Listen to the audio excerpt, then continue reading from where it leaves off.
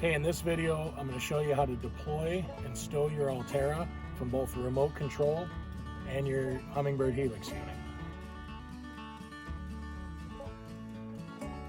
Okay, so first, always remember to go up front, hit the power button on your Ulterra unit. It won't connect with either the remote or the Helix unit if you don't do that first. So now you're going to go all the way down on the remote, bottom right corner, hit the Ulterra. Double click deploy. The motor's going to automatically deploy, and it's going to trim down to the last position that you used it in.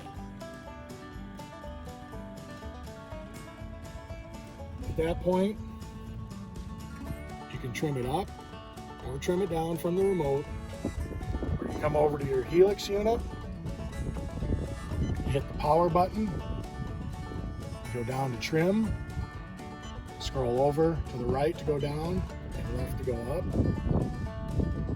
Now let's say we're done fishing, we want to stow it.